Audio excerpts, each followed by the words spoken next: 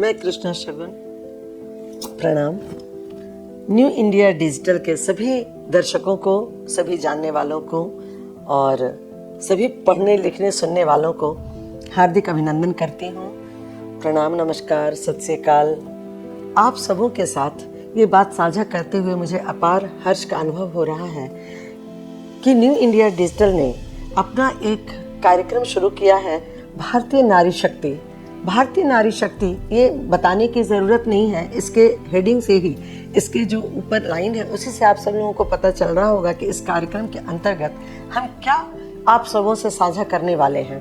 यूँ तो भारतवर्ष वीर नारियों की शक्ति की गाथाओं से परिपूर्ण है।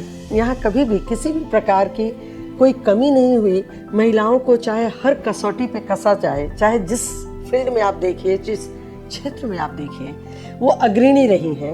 और ये परंपरा आज तक चली आ रही है, क्योंकि हम शारीरिक रूप से, मानसिक रूप से, बौद्धिक रूप से, आर्थिक रूप से यदि चाहते हैं तो सशक्त बनते हैं और साथ ही साथ अपने साथ साथ कई लोगों को उससे जोड़ते हैं और उसमें वो आत्मविश्वास, आत्मबल जगाते हैं कि वो अपना जीवन भी सम्मान पूर्वक जी पाते हैं। इस चैनल का मुख्य उद्देश्य है आप सबों से मिलकर, आप सब इसके बारे में जो भी आपको कुछ सुझाव देना हो तो आप कमेंट में दे सकते हैं।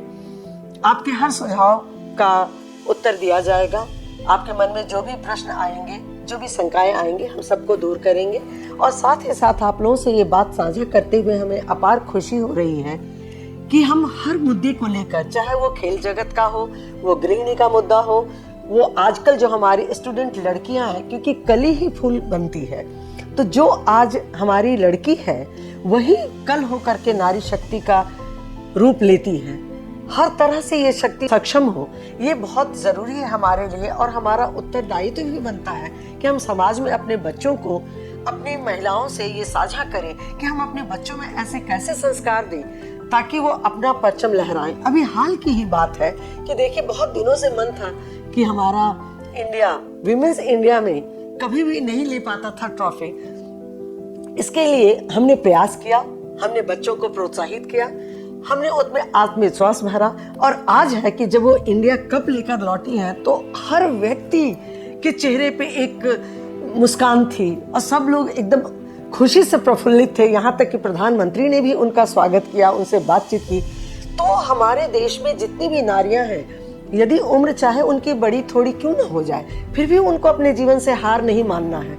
पारिवारिक दायित्व तो सबके ऊपर होता है, लेकिन पारिवारिक दायित्व को संभालते हुए भी हमें अपने समाज के सामाजिक क्षेत्र में, हमें अपने देश के लिए कुछ कर्तव्य करने हैं। इस बात को भी नहीं भूलना है। तो इन्हीं सब कुछ जो सामाजिक मुद्दे हैं हमारे, कि कैसे हम नारियों को सशक्त बनाएं, उसमें स्वाभिमान जगाएं, उसमें आत्मनिर्भरता भरें, इन सब पे हम चर्चा करना चाहेंगे। और इन विषयों को लेकर ही ये हमारा नया कार्यक्रम शुरू हुआ है, जिसको हम भारतीय नारी शक्ति के नाम से प्रसारित करेंगे। ये हर हफ्ते लगभग आपके सामने आएगा। नए नए अनुभव को नए नए लोगों के साथ भी हम साझा करेंगे और ऑन डिमांड, जैसा आप चाहेंगे, हमारे व्यूअर्स की जैसी डिमांड होगी, हम उस टॉपिक पर भी चर्चा करेंगे।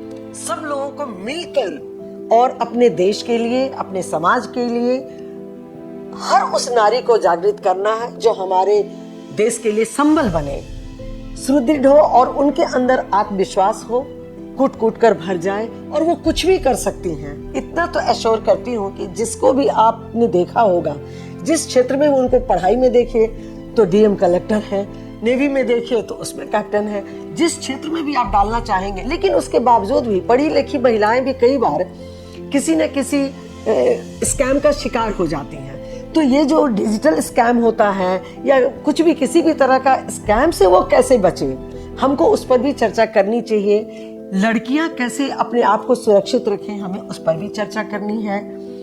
और हमें एक अच्छा समाज, नारी शक्ति को बढ़ावा देते हुए इस कार्यक्रम को सफल बनाना है। इसमें हमें आपकी भी साझेदारी चाहिए। और अब मैं आप सभी लोगों से एक बार पुनः इस चैनल के निर्देशक को साथ साथ पूरी टीम को अपनी तरफ से बहुत बहुत बधाई देती हूँ कि उन्होंने सामाजिक मुद्दा पर एक अच्छा कार्यक्रम हमारी भारतीय नारी के ऊपर उनके सशक्तिकरण के लिए स्वीकार किया, प्रसारित करने का जो काम किया है उसके लिए हम हृदय से उन्हें धन्यवाद देते हैं, उनका आभार जताते हैं, उन्हें ढेरों शुभकामनाएं देते हैं। निकट भविष्य में हम एक दूसरे से मिलते रहेंगे, अपने विचार साझा करते रहेंगे। इन्हीं शब्दों के साथ मैं आज अपनी वाणी को विराम देती हूँ और आपसे पुनः मिलूंगी, इस बात का वादा करती हूँ। धन्यवाद।